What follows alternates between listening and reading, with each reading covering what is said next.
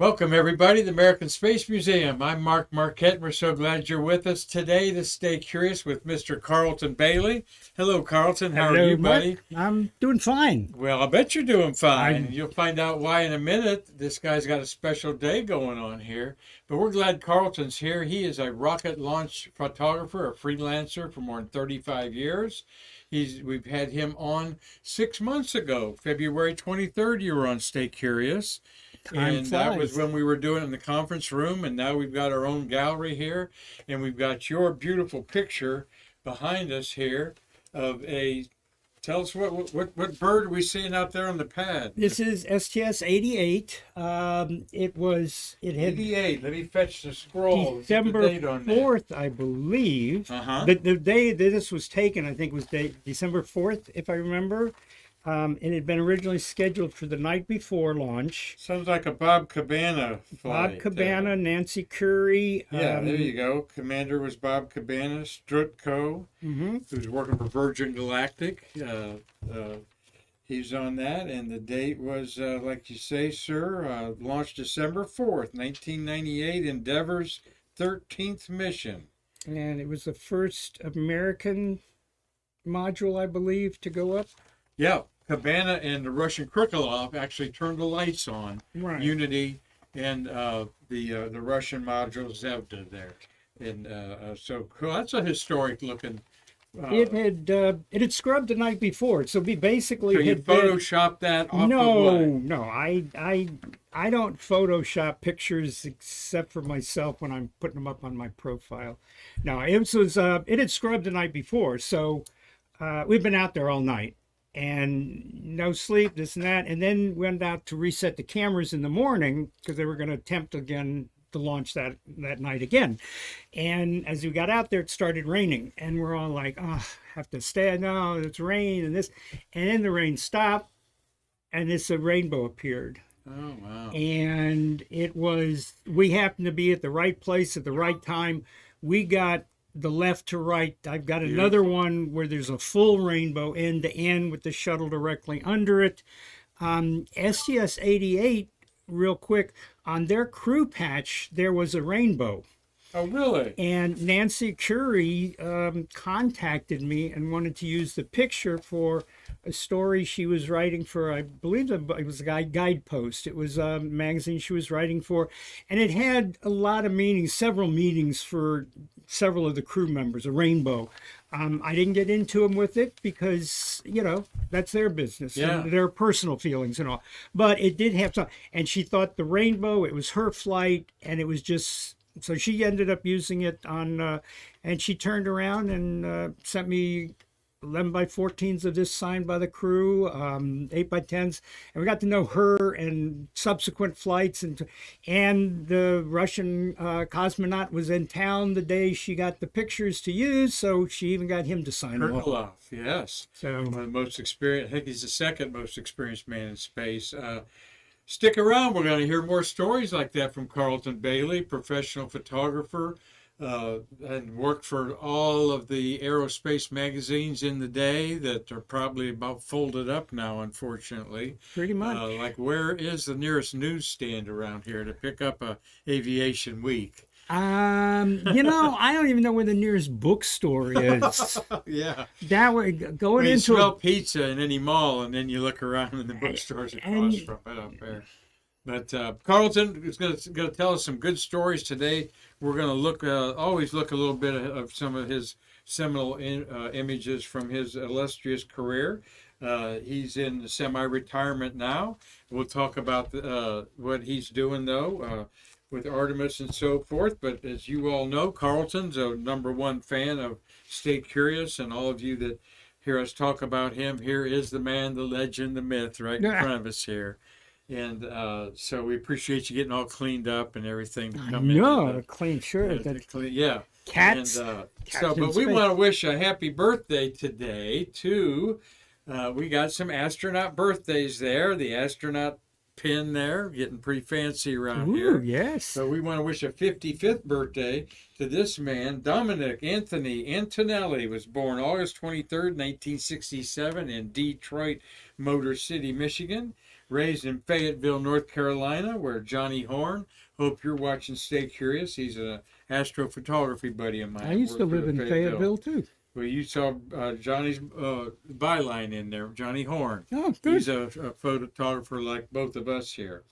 Antonelli is a naval aviator and twice a shuttle pilot. 119 in 2009, that was Discovery, and 132 in Atlantis in 2010. And had we continued the program, he no doubt would have stuck around, been a commander. But he segued out of that, like they had to.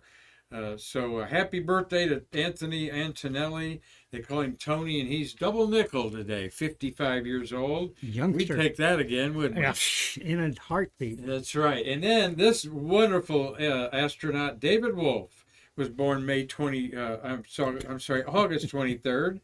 And he is 66 today. And he was born in Indianapolis, Indiana, and he's one of the couple dozen Purdue knots from the University of Purdue, a Boilermaker. And he has a very illustrious career. He was on the Mir space station, and almost it was a late decision to put him on there because there had been a fire on board and then a crash, all right, of a cargo ship. And the NASA administrator at the time, and I forget who it was, was thinking of him not dropping him off when STS he went up on 86, all right, and returned on 89. Read about that on our Facebook post about these guys. David Wolf has got over how many days in space? 168 days in space. And then he flew 2 shuttle missions, hard hat missions, and become a hard hat spacewalker and installed a lot of stuff on our space station. I would love to meet David Wolf. There's a little eye candy for you ladies out there of him on the Mir space station. Okay, and good looking man, and he stays fit all his career. And there he is doing some flips inside the International Space Station there. So happy birthday to those guys, all right? And you photographed a rocket launch on August 23rd, 2000. All right, this was Delta 280. This may look strange to most people. This is a Delta 3. There were only 3 Delta 3s launched. They had obviously a bulbous type fairing for bigger payloads, and they had extended gem boosters at the bottom. The first 2 were not successful, and this one was partially successful. So they went back to the Delta 2s with used the extended boosters from the Delta 3 program, strapped them on the Delta 2s, which boosted higher weights, and did away with the Delta 3 program and developed the Delta 4 program. Partially successful in a rocket launch means it didn't blow up. Did anybody saw it blew up in space? No, I think the payload may not have gotten to the right orbit. Yeah. It was one of those where the operation was success, but the patient didn't come through quite as well as they wanted him to. I gotcha. So that was August 23rd. So what else happens on August 23rd? Your birthday. Yes, it's my birthday. Happy birthday to Carleton. And you've gotten some well wishes today from the Usiak brothers, I know. Yep. And they are going to invade the Space Coast, Mark and Tom. Thank you all for watching. We're going to have them on Friday.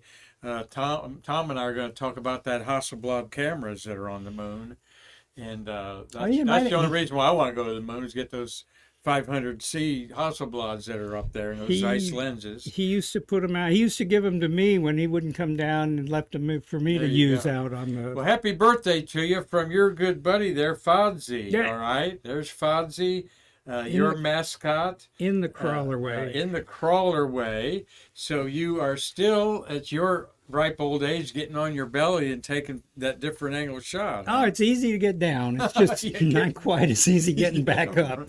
Amen to that. So. But a lot of photographers have a shtick. I was an Associated Press photographer. Good luck charms, whatever you will. So you're a Godzilla aficionado, right? You're a Godzilla aficionado, and you take him out to the pad with you, all right? And we've got someone that wants you to explain the entire remote setup process. And But he did that once before. Carleton did that in February on our show. We got some pictures to show explain that a little bit. 'Cause that could Here, take yeah. an entire Yeah, show. Well, that could take a three-part series. We'll take a little time with that. We've got some pictures loaded that explain some of the setup there. But this was a special, again, you are alerted by the NASA representatives handling the media of when and where you can go out. Correct. And this was when? This was the morning after it rolled out. They took us out for what they called the sunrise So shot. Wednesday it rolled out. So this has been Friday morning, I think, actually. Or was it Thursday morning? Thursday morning, rolled out Tuesday at 9. Oh, Tuesday Tuesday at at 9, so this has been Wednesday morning. Okay. Unfortunately, as you can see, the sun was coming over to the right. Yeah, you know where it is. And from Titusville, the sun is going from And north to south behind the the sun was over that way. We were like a 6 o'clock position to it. The sun, we should have been, if we had been at a 9 o'clock position. I saw some pictures from Ben out there that Ben's the NASA photographer. Just Ben it looked Cooper? like no, it's Ben Smigelski. Okay. It's he knows who he is. Yeah. And Hi, Ben. it was we'll get just you on the show and look at some real photos one day. yeah, it was like somebody just painted a sky. You know, it was just beautiful. So, Well, I like Godzilla, and you're also an Atlanta Braves fan. They were the world champions last year, right? yeah, they're going to do it again this Who's year. that with you? That looks like Nicole Stott. That's right, astronaut Nicole Stott. Nicole Stott is a fan of Fozzie's. She actually, when I was talking to her about and had this picture taken, was talking to her about his Facebook page, that he's got 60 friends. He's got 325 friends, but 65 of them are not mutual friends with me. And when I told her about when I told her about it, and she goes, "Well, when's he going to send me an invitation?" So She's awesome. We love her to death. She's family. She's just a yeah. regular person. You never know the things she does, the incredible successes, and she does all over the world. We talk about our Stottisms. Slow down to go fast. That's but she treats you like your family and talks to you like your family, and is just a wonderful person to. And her husband Chris is a pretty nice guy too, and we love that they want to be part of the American Space Museum and support a lot of our programs. And there they are when we honored her with a book signing here. Yep. And her birthday. We got to sing happy birthday to her. She was here that's right. after her birthday there. So, Nikki, we hope to see you soon and safe travels to you. But here's what you get paid to do. This is where you make the big bucks. You're committed out there, and your other photographers are out there, and you got to come away with a money shot. Well, so people don't understand the kind of pressure that is. You get 100 people out there all pointing the camera in the same direction. You're going to get the same picture. So one of the things I learned really early on was if you get the same picture, nobody's going to use it because everybody uses it. So you go out there, well, I go out there and take pictures that if the people I'm shooting for don't like it, then it's going to look good on my wall. And I shoot what I think. Like this. Yeah. Like not like that, like this. Well, right.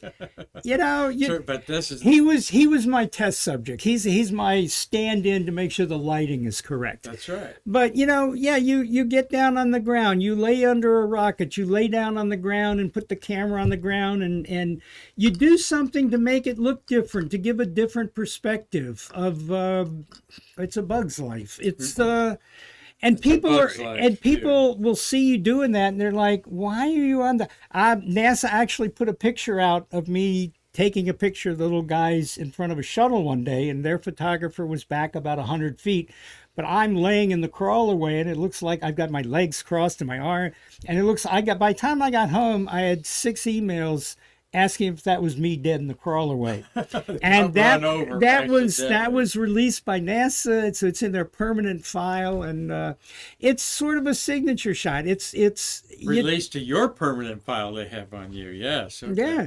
So and actually, it's released. It was released on the CD that they gave the news media. That's interesting. But this is just, it gives a perspective of, I mean, you got the foreground, you got the background, you got the rocket there. So you're not just looking at hard stand and rocket and sky. Right. Well, you're looking at a professional photographer who's got a sense of art and photojournalism, and that's why you've been in the game for 35 years. You think outside the box. And not much you can do there except just you got to take that shot. Right. In there. What'd you do? Lose your polarizing filter? No, actually, Teasing that was actually taken with my phone. Oh, really? So- and cell phone. Let's don't get started on that. But Yeah. there's the beast out there Monday. What are you going to do to watch the launch? I am going to be at the NASA press site next to the turn basin and the VAB. I understand the visitor center is opening maybe at 3:30 in the morning. If that's the case, I want to beat that traffic that's lining up. So quite possibly, may just stuff the cooler full, throw a pillow in the car. I got my cat caretaker feeder on speed dial and just head out there early the night before.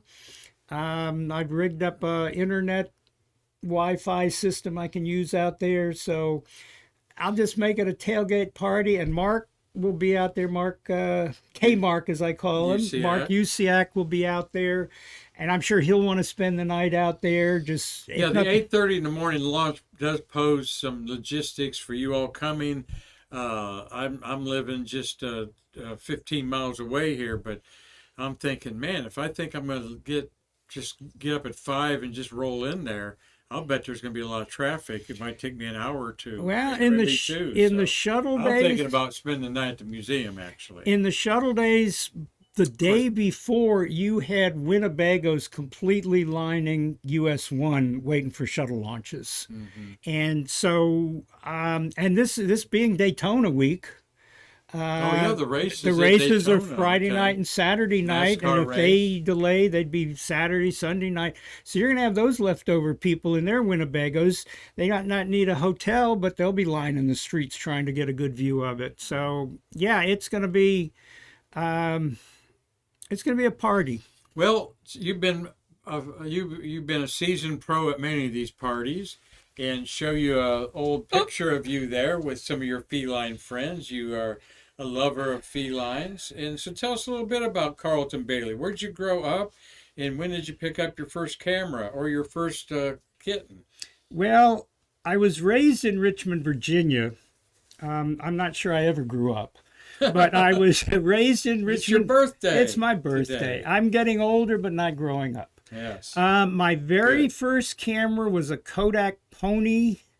Used 127 film, I believe. Bought it for 25 cents when I was in second grade at a church yard sale kind of thing. Uh-huh. And it was the kind where the film was basically like 120 film for the Hasselblads and things. It wasn't cartridges, it wasn't slap in. It was film that had the backing that you had to roll in and I remember take that. the pictures. Metal And roller. you f-stopped it. You had no camera control. You did everything. And I look back at some of those pictures, and they don't look too bad for 60 some years ago. So I've come a long way. When I was this particular was Lion Country Safari in Doswell, Virginia. I had raised wallabies in my basement, and they had a baby wallaby, Joey, and that's a whole different show on its own. Yeah. But they ended up buying my wallabies because I didn't have the room for a herd of them in the basement. I went to work for them out there, and lions were so prolific back in the 70s that they would pull most of the cubs from the mothers and send them to places that needed them. And they needed caretakers to take them home and feed them and take care of them. And lions and tigers. I did a bear once, but never again. Well, here's your buddy at home. That's Sir, well, his legal name is Cody, but his official name that I go by is, and it's grown over the day. So it's Sir Drool's Cranky Pants of Grump Mania. Yeah. And he is very regal, as you could see. I wake up many a morning with him Feed me, feed me, feed me. sitting on my chest, looking down, going, "Feed me." That's cute. Well, I love cats too. Anytime I can put this meme up, Oop. all right? For you flat earthers, if the earth was flat, cats would have pushed everything off of it by now. I And love that. so, and for if there's a flat Earth society, is there a flat Mars society? Well, that's what I flat don't moon understand. I society. saw a picture going, why is it that out of all the planets, they're all round except for Earth, which is flat? Yeah. Well, let's get into how you made your money, paid your bills, fed your cats, and all that stuff as being an outstanding launch photographer. Photojournalists usually have 3 or 4 seminal images of their careers. This is certainly one of yours. Tell us all about this kind of a lucky shot because it was pre-computer days. Pre-computer. Well, I paid my bills by working a real job. Being pre-computer is there's apps that can tell you right now whether something's going to pass in front of the moon or rocket or And not. if you need to move 4 feet to your left. Yeah. This was a launch in January of 2000, just after the new year. And it was a Atlas, and it had a DCSC military communications satellite on it. Mm-hmm. We were out at the press site. The old it was a press site for the Atlas 2s and 3s and the Delta 2s. And we sat, and being a military, they told us some, and they kept like, "Oh, we're in a hold. We knew there was like getting toward the end of the window, and we're all like, "Can we go home now?" They're not, and then all of a sudden they came out of the hold, and you don't really, you're all in a line, you don't get to spread out, and you're there where they tell you to be, basically. And we're standing there, and we're concentrating on launches. We had 36 pictures. We didn't have ultimate 27 gigabyte cards. So this thing launches, and everybody's clicking away, and then it goes off, and then people started looking at each other going like, "Did we see what we think we saw?" And it turned out the fellow from the Orlando Sentinel, it might have been Joe Burbank. It was before, it wasn't Red Huber. He had a digital that was brand new. Digital was just coming out, and it was 2 or 3 megapixels was it. Right. And he got a shot where the rocket was pretty much in the middle of the moon. But his flame, being digital and everything, just blew out like the bottom half of the moon. The fellow on my right was Duffin McGee from Reuters, and he was just outside the right part of the moon, and he was 3 feet on this side of me. Whoa. So inches make a difference. This is film, 400 speed film. I still have the negative locked away if anybody wants to doubt it. Mm-hmm. If on a good print of it, you can see the upper stage, the little venting on a upper stage, and it's... I saw this in our archives, and I'm going, my God, who took this picture? I'd love to meet him. And then a couple of them had your name on the back there. Yep. Yeah, I do see a little venting right there on the on this print of this image. Not superimposed image at all. This is the real deal here. Great. You wash out the moon. On there, and gorgeous. So again, that's 2022 years now ago. Starting last year, I guess I went on to Twitter or something, and somebody got a Wallops Island launch going through the moon, and all of a sudden that went viral, and just whoa, and I'm like, oh well, we didn't have the internet, we didn't have. Yeah. So I was a little bummed, but then I wrote him and I congratulated him, because it is. But again, they have a computer. In fact, he told me that at the last minute he had to move 15 feet Yeah. to one way to get the shot. And I congratulate. And he says, "Are you the one that took that other one?" And I said, "Yes." And then mine, I posted mine, and it got a few hits, but nothing like his. So Not taken away from today's great photographers like Ben Cooper and out there that will line this up. Anyone can do it. Not anyone. You still need the right equipment, and you need to push the button at the right it's time. just a But matter of being in the basically, right place at the right Yeah, time back then. And again, 2-3 feet so made the difference. Aviation Week, one of the places you freelanced a lot with. I worked for them contract like from 88 to, I'm still doing it now. It's more of a freelance now. This was Atlas 5, flies through the market, and a tough this was the very first this was the very first Atlas 5 launch. It was shot from up on top of the HIF, the Horizontal Integration Facility, back when Which pad? Tell us. sure, 41? Sure. Yeah. Okay. Okay. It's, I don't know. The numbering out there, it's like a 17, 18. It goes up one way, and then 39, 40, and 41 go the other way. Yeah. So, so it's 39. So this is pad 40, and then 41 is the 40 SpaceX. south of 41. Yeah. The So- SpaceX is SpaceX is 40. ULA is 41 these days. Is it? You're out there. I have so much worried about just taking pictures. No, it's Atlas 5 will be, you just know where the rocket is. Point me to the rocket. point me at the rocket, Yeah. and Atlas 5 is man-rated to launch the Starliner of Boeing. So that will be exciting because it also launched 4 Mercury astronauts. exactly. January, February is what I'm hearing, possibly for the next Starliner, and that would be crew rated, Yes. crew boarded, crew Absolutely. flown. So here you are out there. Tell everybody a little bit about some of the challenges of being out there. For example, looking out for these guys. Back in the day, we would put cameras out or tripods out the day before, mark our spot, so to speak. And then the next day we would go out and take the cameras and set everything up. This particular launch, I was the only one that showed up to put cameras inside the perimeter fence. And it scrubbed the day before. It had scrubbed that day. The tower was still back. The Air Force took me back in, and I reset these 3 cameras here.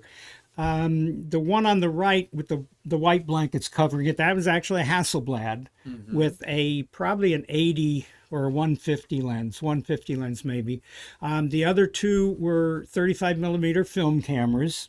This was back in January of 1997. And you have homemade kind of fixtures around there. Tell us why you're doing that. That protects it from rain, and then I'll put a plastic bag over it. And they had thermal protection, like on the UCX box there.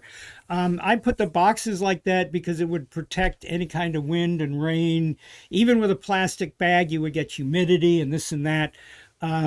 It just sort of a safeguard to make sure everything was tight in one place, and if anything happened, a bird landed on it or a snake crawled up it, both of which I've seen out there.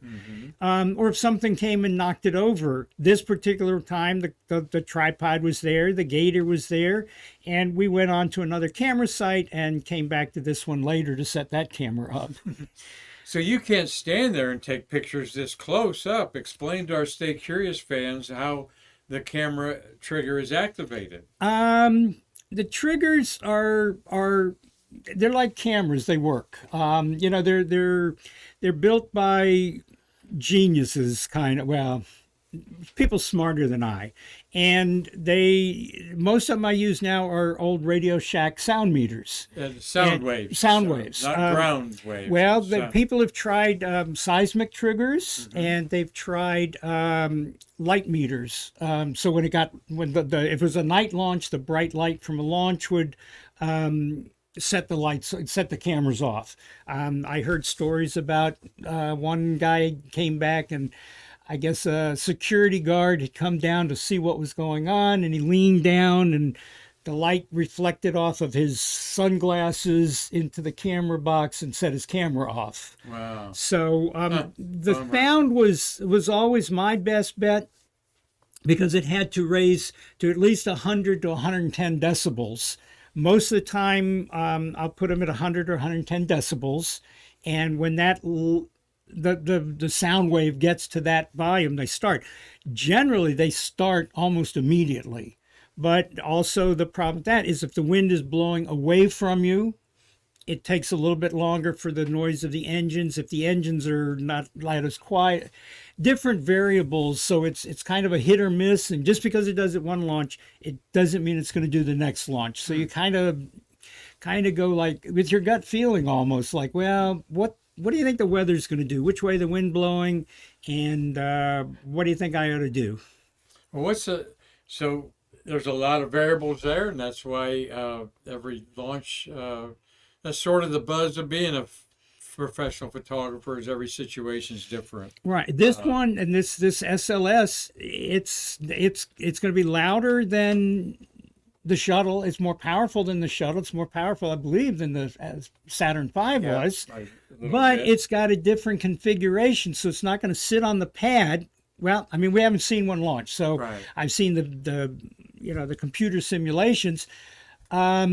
It's going to jump off with those two solids light. It's going to jump off the pad. Yeah, I think it's going to clear the tower in 3 seconds. Right, and the engines are going to are light, and with the 4 engines, but the engines are going to be kind of muffled because all the smoke I've seen on the simulations are going to go out the beach side and not out the front side. So all your cameras in the front are not going to get that big smoke like you had in the shuttle going out both sides. It's just going to go out the back side. Okay. So you're going to have the engines and your consideration you never thought of. And so any of that noise that was coming out the front isn't going to come out the front. So, and also this being 300 and some feet tall and the shuttle being 187 feet tall, you're kind of like, well, what size lens do we put on it? Mm-hmm. So it's going to be a lot of variables that are going to be tried in the field and the last moment. And, if it succeeds, it succeeds. And if not, then hopefully the program goes on and we get Morning another light, chance. shooting into the east is not a fun thing to do for photographers. And you can't get on the east side and shoot west because the Atlantic Ocean is there. Well, there are a couple sites on the east side that they're going to let us shoot from. Okay. But again, if you're on the east side, you're going to have trees along the road. You're also going to have all that smoke and booster stuff that I call it. That's a highly technical word. Right. All that's going to come out the east side of it. So depending on which way the wind's blowing, is it going to go straight up and ruin your whole shot? Is it going to go to the north? Is it going to go to the south? And if you got your cameras to the north, if all the smoke goes in front of your cameras, you don't get a picture. If you got your cameras to the south, all the smoke goes to the south, you don't get a picture. You got them directly, behind, you're probably not going to find your cameras, but... A lot to think about. So when you see these shots Monday afternoon and so forth, they're well thought out, and there is a little luck involved, of course. One of my trade secrets that I don't share with a lot of people, but I will, is like, if you see a picture like the rainbow shot, I mean, you see a picture like that, you have no idea. And that was film, by the way. Yeah. You have now even with the computers, it's worse, because you see a great launch picture. You don't see the other several dozen, hundreds that didn't make the cut, that weren't good enough to show people. So it only takes one good one, but you certainly want to get more than the one good one. Well, we're talking with Carleton Bailie, professional freelance photographer for 35 years, worked for all the aviation magazines. We were just showing some of his covers on there. We're going to talk about the rest of Stay Curious, about your career. Like you said, photography is not the most lucrative business in the world. So you hope that your spouse or your girlfriend or wife has a good job, or you have something to back it up. And you were a 1-hour photo lab technician at a couple places here on the Space Coast, and he's going to talk about that in a minute. But we've got a question from Marty. Yeah, I'll give you the easy one, the shortest first. Where will you be when Artemis launches? Which I think you already mentioned.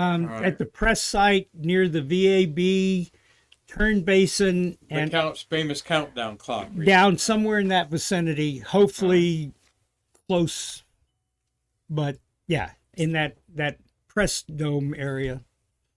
And William Marty is asking, can you explain? No, I'm sorry, wrong one. John Ron Kowskowitz. Oh, What hi, is John. the most famous shot you took, or the public comment on the most? The most famous shot, Ronkowitz, that is. Markowitz. John. Okay. Hi, John. John, I think I told you a story about John, how he used to, when he was in ninth grade, used to run home every day because he knew what day Countdown magazine Yeah. that I shot for, and he'd run home and He says that on his comments.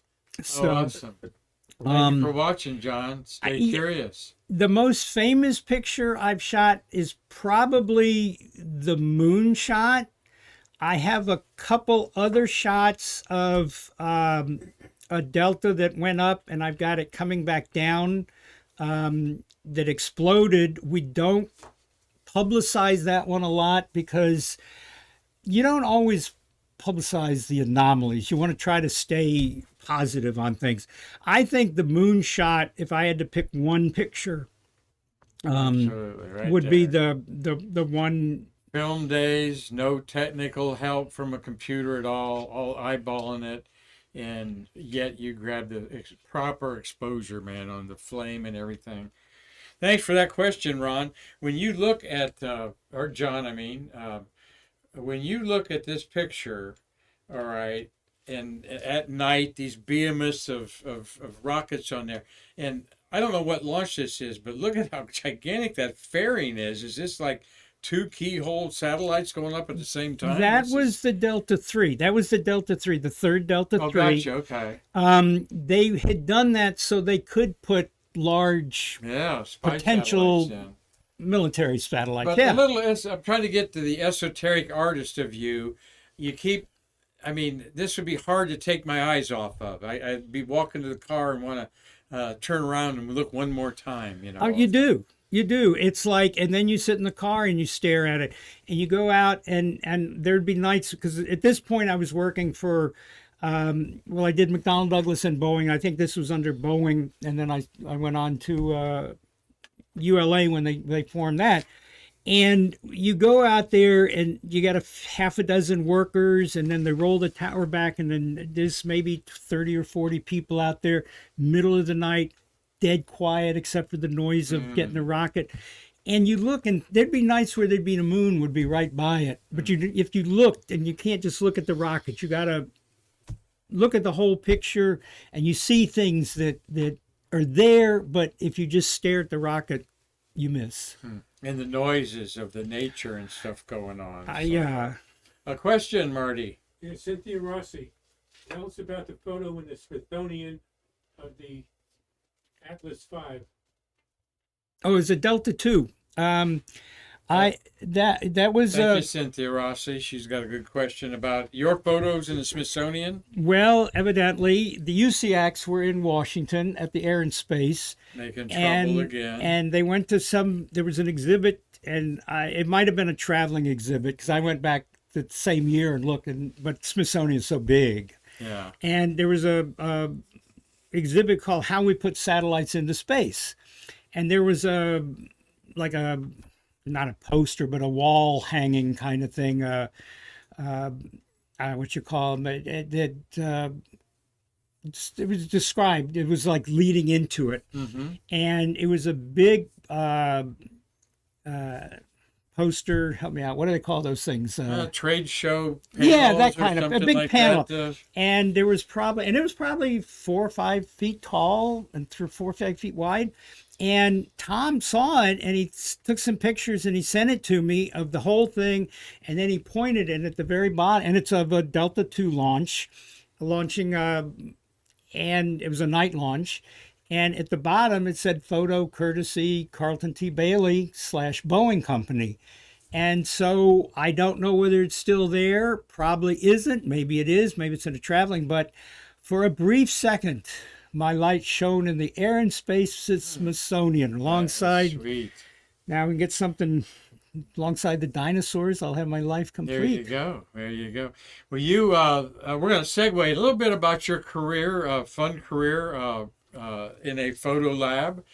there you are with an actress. Is that who that is? That's Annabeth Gish, and people go like, well, what has she got to do with the space program? Well, even if she didn't, I'm still going to grab a picture with her. You're but kind of bad about that. Well, Fodzie Waitresses, usually. look out. Nah, that's Fodzie's. Anyway, she was in town, and I was meant to look up the movie, so somebody send it in. She was in town with James Woods to do a movie about a chimps in space, and that might be the name of it, Chimps in Space. So they were using Patrick and the Cape as background about the first chimps that went up into space. And she was, I think she might have been the chimp handler or something. Chimpanzees. And a lot of NASA people in it. And so she came into the store just to get some pictures done. And these people, a lot of them, they're not all made up into what they do. And I recognized her. She was in JFK, the movie JFK as well. Okay. And I asked if we could, she dropped the pictures off. I told her about an hour, and I said, can I have my picture? Can we do a picture? And she said, absolutely. So I don't know why I'm not smiling anymore. She's the one smiling. So, but she was, and so she is space related, and it was one of the few. Well, she's one of the many actresses and actors that came into the store. Well, you also met a lot of families of astronauts, and this is actually an excellent photo. We're going to see some photos of some of the families of astronauts. This was STS-100, which, if I remember, it might have been the 92nd launch, because they went out of order a lot. Yeah, right. But it was STS-100. Scott Parzynski was on it. And the shuttle scroll here. So they came in, this particular couple came into the store, and I got to talking to them, and I gave them some pictures because their son, Scott, was on board. And this was Linda, and it says Linda and John Parzynski.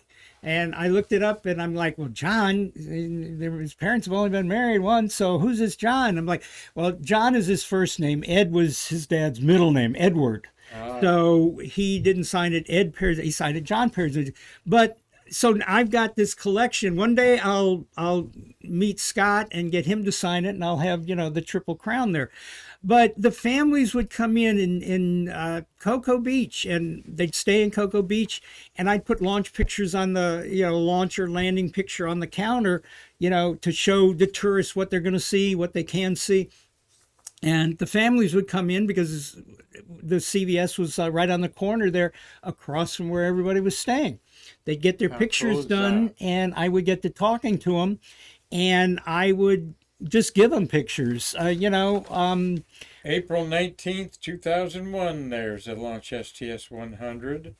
Rominger and Ashby were the commander and pilot, and Chris Hadfield was on that, Canadian. That's Endeavour going up there for the 16th. And that's taken from the top of the VAB there. And speaking of which, there you are on top of the VAB. Catzilla. With your, you got your little Fodzie there, okay.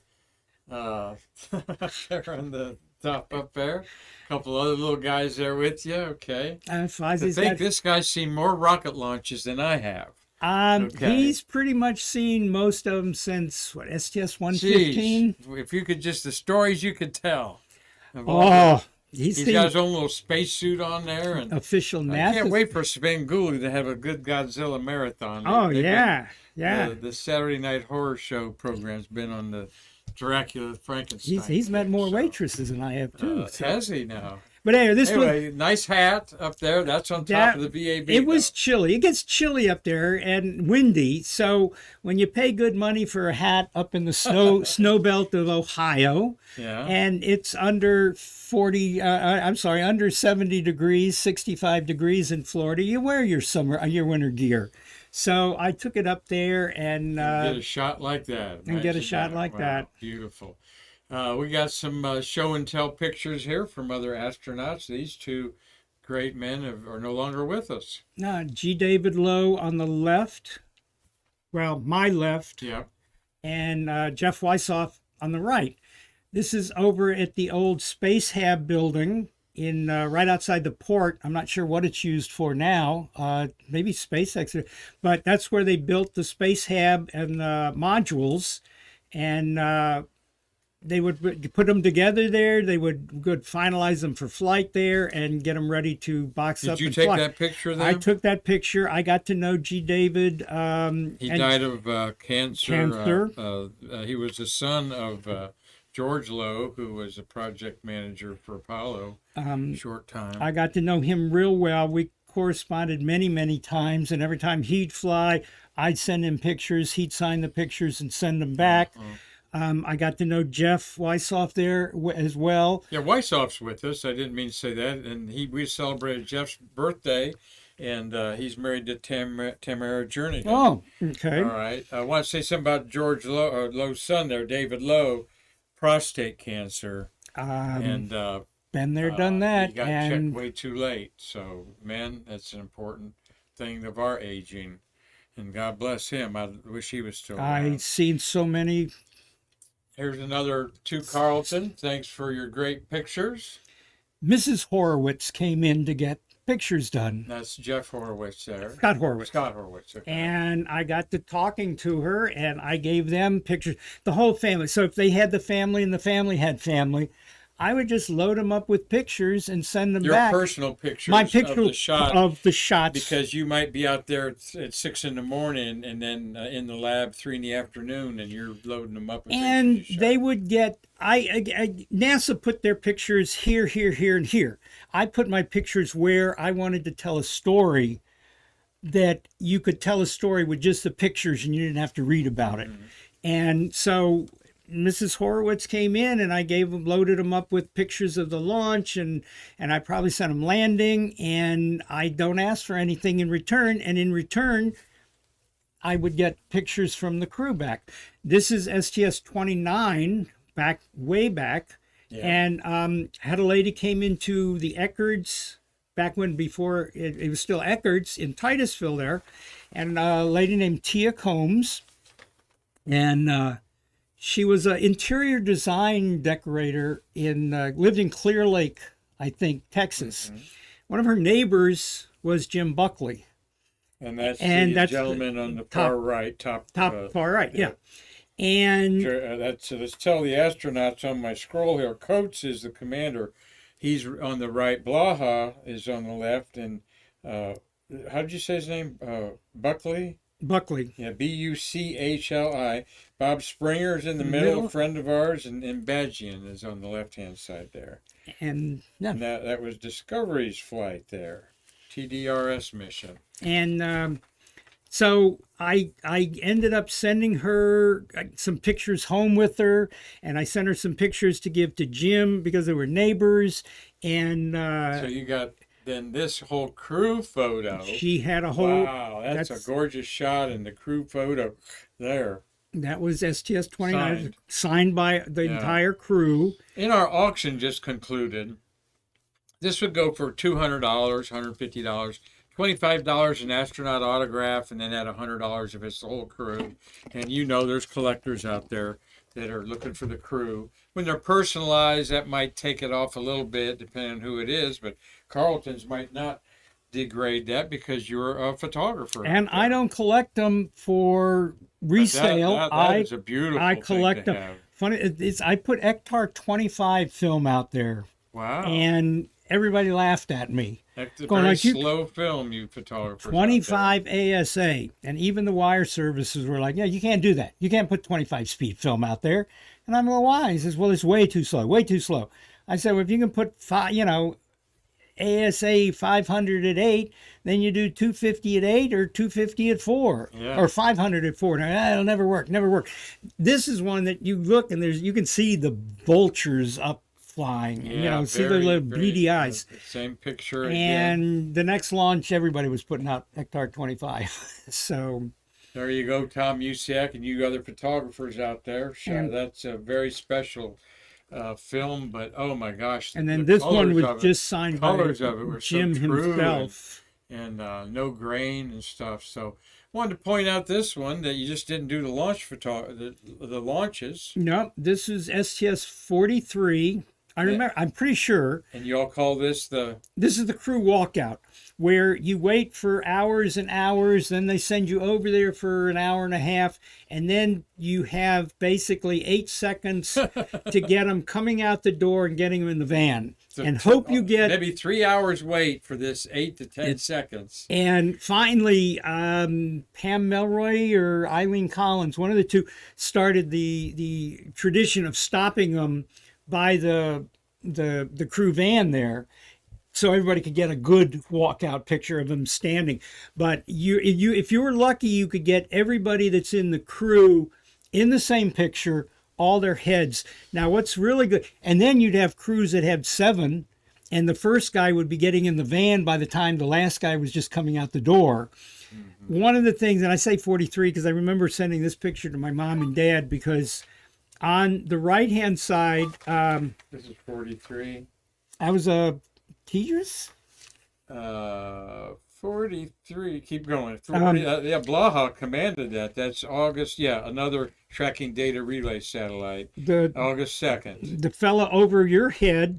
And David Lowe's in there, and Adamson's on that too. That's me. And I'm standing up on a ladder so we can kind of look down and get everybody. On the far right. On the far left is Tom Usiak. Okay, above you there. And so it's sort of like a family picture. And then Ray Yost is the gentleman in between. Look on my scroll, who I got to sign it. Ah, Jim yeah. Adamson, the astronaut there, signed that. He did give us. But Blaha's the commander, Baker. His birthday's later this week, Baker's. Mike Baker, Adamson, David Lowe, and Shannon Lucid on this 1991. Wow, 31 years ago. Yeah, where did that young guy go? I mean, is that right? 1991, is that 31 years ago? Yep, that would be 31 years ago. Holy cow.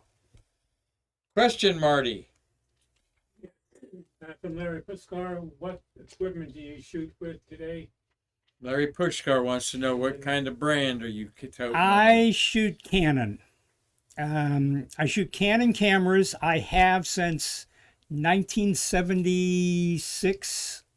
A Rebel, man. And Canon no, I Rebel. never had a Rebel. I had a Canon. Those are too low end for you. The first motorized, I had a Canon T50 Uh-huh. with a data back. Wow. And then I went from the T50s to the T90s. And those were film that I even used after I started using digital. And now I use 20Ds and 40Ds at the launch pad with anywhere from an 18 to 300 lens. Various lenses depending on the size of the rocket. Well, there you go. And I'm a Nikon man, so it's like Ford and Chevy, and usually have a lot of fun with that because I think Canons are a good starter camera, and you've done pretty good with it there. Well, at least now I don't have to worry about you stealing my equipment and No, Canon's upgrading it. lenses are far superior to the Nikon lenses. And we'll get into that. Marty, we got some He's also more. asking what lens do you use? Brand names, some Canon, some I'll just say off-brand. Not the 1995 kind, but most of them I buy are Canon. And the last one I bought was a Sigma, I believe. Yeah, that was Sigma's a 100. good glass. It's all about the glass. And, 100 to 500, but most of the Tokina, lenses Sigma. I have are Canon lenses. Mm-hmm. Another question, Marty? Robert Lord, do you still do film photography? No, I don't. I don't have access to film developing in the places. There's a couple places around. There's a place over in Orlando that does film developing. I don't have the processing for it, and the places around here have gotten to the point where if you send it off, they will put it on a CD and send that, but they don't even send your negatives back anymore. And They don't. not the two places I've asked. Well, they just put And so if they scan them in wrong, which I know can happen because I saw many of them that I scanned in and have to rescan, you're just lost.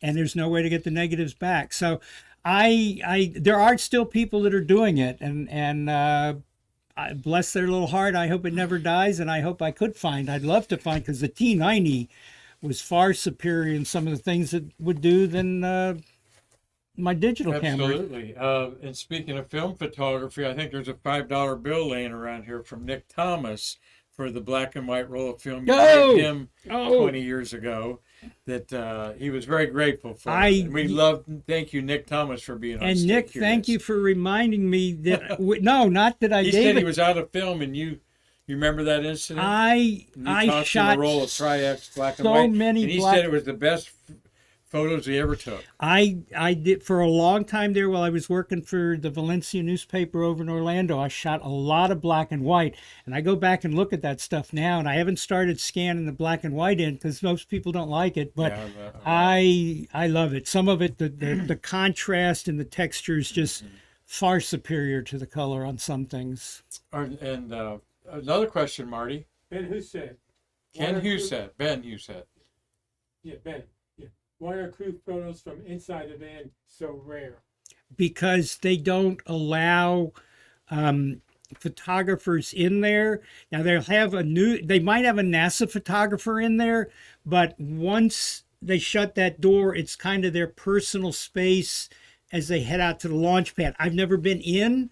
I've never really gotten in. That's something maybe we should ask one of the astronauts at one of these things. Well, and we could talk another show about video photographers are allowed in there, and they usually, I mean, I remember. Right, and I've seen. They usually have a lot of video going on, but not still, and it has to be I don't know if they did it with John Glenn, kind of cramped in there on 95 with 7 astronauts. But 135, the last one with 4 people, I think they had. I think the main thing would be they don't want to distract them too much. Who would it be? Do y'all draw straws to see who it would be? I doubt seriously it would be any of the wire services. If it would, it'd be AP or UPI or Reuters.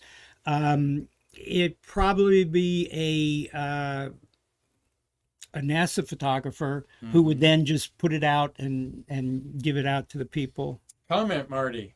Yeah, Tom Usiak is saying that one photo, I guess it was, says he has 41, and Dick Richards was the commander. Tom's saying, who's the commander of 41? Dick Richards. Okay. Thank you, Tom. Out there, I'm looking at the scroll here of 41, and that is Richards. Yeah, Cabana Richards. I was looking at 43. You said that rollout, that walkout. I thought it was 40. It was 40 something. Okay. I mean, if Tom says Richards, it's 41, Cabana, I couldn't see who the people were. It's an official NASA photo. Yeah. Thank you, Tom. Thank you. It's an official NASA photo with all the NASA gobbledygook on the back of it. So, it probably is 41. Well, here's our birthday boy out there. You're a birthday boy today out there doing your thing. Again, tell people what you're doing with your equipment there. This is the finalization of setting up the equipment. We've got, this would have been probably all Hasselblads in this setup because of the round tubes. The 35 millimeters were elongated Hasselblad square, so they fit in the PVC round tubes so much better. But once we put the tubes in, you could sight them in, you'd close them up, you'd button them up, and make sure they were tight before you stopped it. And then once you got everything buttoned up, I always then put plastic bags around them as well. If they didn't have the heat shield protectors like Tom had, I always put plastic bags on them just in case there was any leakage or, if it rained real hard and any of the little seams got, any leaks or something in it. You're talking valuable equipment out there, well, exposed to the elements. If you got 3 Hasselblads there, animals, then, just the bodies and the lenses, what? And we're going to show you those Hasselblads Friday, the kind that went to the moon with Tom Usiak on our Stay Curious show on Friday. Look at all the people we've got that are watching you today on your birthday. We thank Laura Berry for watching, and Vidi Corleone, and Cynthia Rossi. We got Dave Stange up in Michigan, Tom Usiak, and he's over there in Lancaster, Pennsylvania, and he's probably got to go out tonight and get that shoe fly pie for us, okay? And we got Keith Sewell watching. Keith, hope you're going to get back to teaching. And read off a couple more there for us. Well, we got Robert Law and John Ronkowitz, one of my followers since almost day one out there, and I can't thank him enough for being so supportive. We got William Whiting, Larry Pushkar. John Tilko. I've met him. He's coming down.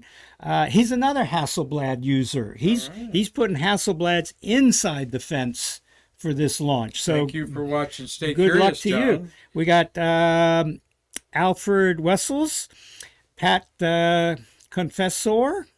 Melissa Popes working at the Space Coast Office of Tourism. Here, let's look at a couple more pictures. Comment on that there. Yeah, this would be a good time. But we're going to wish you a happy birthday here. Come on in here with that, Marty. No, bring that over here. No. We got a cake for you, a card. Let me get Marty here. Take that off. There Oh we go. no! Did you get the? All right. Let's break that down so you can take this home. Again, tell us where you're born. Richmond, Virginia. Richmond, Virginia. And let me light the candle there for you. Capital of the Confederacy. Everybody out there, I want to hear Christopher Mick out there singing. James Sigler's watching us today. Paul Forrester. It's so great to have these. And look at what we have here for you. A little bit of. So everybody has happy birthday to you. Happy birthday to you. Happy birthday, dear Carleton. Happy birthday To you. Oh, that's Godzilla. I am Blow out the candles on your Godzilla cake there, buddy. Yay! At least you didn't get the self-light. All right, that's right. I am humbled and thanks. This is There you go. Some good chocolate there. We'll dig into that. Well, you and deserve a it. card signed It's, by everybody here. Well, It- well, we That's love 'cause we people love like you. you that have found our museum, Well, Carleton. we Karan donated. Conklin, the executive director, has worked hard to put a group of people together, and I'm privileged to be one of them. And we are attracting wonderful people like you, and we know that you champion us everywhere you can, and so we're glad to do that for you today. And we got- Right, Lisa Marie's out there. Ophelia, I could hear her singing in Normandy, France. Ben Husat, Space Resources, is in France. And Tom Celentano, I'm sure, wishes you a happy birthday. So we'll cut the cake here in a minute. I don't see Mark Usiak's name on there. Uh, No, just Tom. Mark. yeah, I- he's probably working overtime to get out of town there. To pay for his trip. But What's your comment about these last couple photos we have all right, here to share? this with you is there? STS 46. I got Lauren Shriver. Lauren yes. Shriver, and this is Lauren STS 31.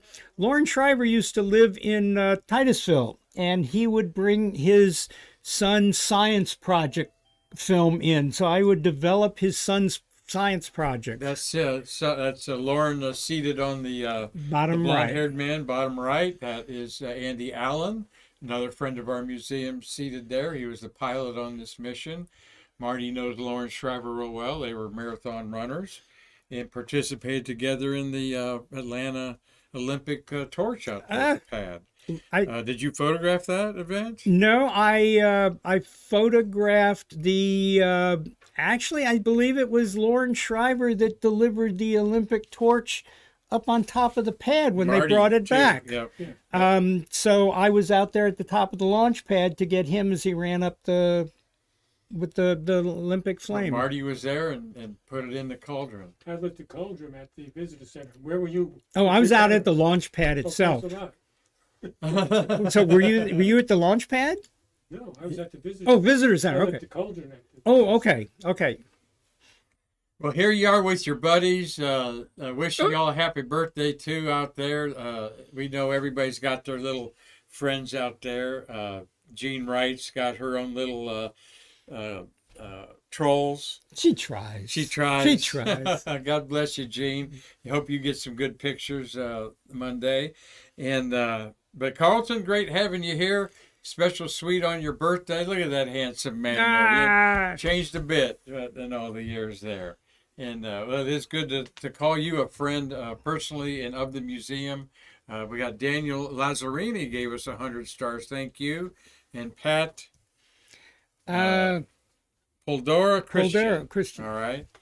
And so we think everybody's enjoyed a nice hour with Carleton Bailie here.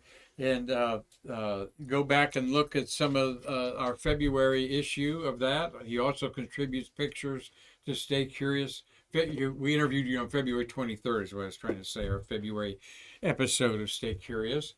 And, of course, we talk about Carleton sharing his photographs. And also on weekends, I'm trying to photograph a Carleton blast from the past and feature some of your volumes of photographs. How many rocket launches do you figure you've covered now? Give or take that 3 to 5% margin of error. This SLS will be somewhere, I figure, about 625. 625. Now, not all of them were at the press site. Some of them were 35 years. Some of them were from the air in the official NASA. Get everybody out the FAA chase plane. Oh, we'd love to see That some was- of those pictures. I've well, never seen that. so- And you've gone up to Wallops also? No, I've never been to Wallops. I need Okay. to go up there and let Or Vandenberg? now I've done 6 launches at Vandenberg, and the fog never beat me. Oh, okay. All right. Or what they call fog. I call it a small tropical storm. There you go. So, Well, Marty, excellent job on the Streamlabs today. Thank you all for your wonderful chiming in and great questions and supporting our Stay Curious program with Carleton today on your birthday, August Well, 23rd. So, thank you guys. anything you'd like to say on? Well, I can't thank the museum enough for celebrating the birthday. Every time I come down here, I'm more and more amazed at what's here, and I urge everybody to come down and support it. I know the people that have been supporting me through all these years, and now Lisa and Cynthia and Patricia and Tom and Mark, of course, John. When people come up and tell you, there was the fella that was down here for the collectible show and Astronaut Day that remembered who I was from years ago, and it's phenomenal. You don't get any awards, but you got people that come up and say, keep it up. And every time I say, I'm getting too old for this, I'm going to quit, they say, nah, you can't quit. Well, the space community is a tight community. I've learned that in my 4 years here. I was privileged to be a small part of it.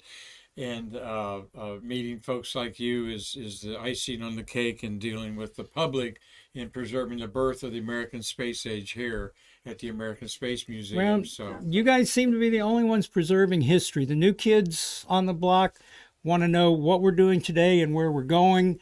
And we're slowly losing the people that have the stories of the Mercury astronauts and the Apollo astronauts and the Skylab astronauts and even the shuttle astronauts.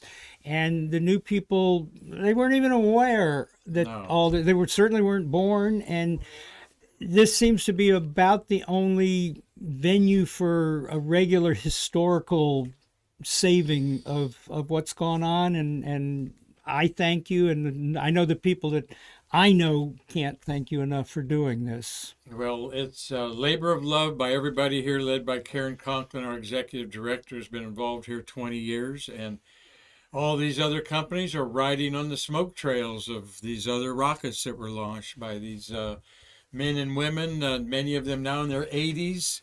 And Like me.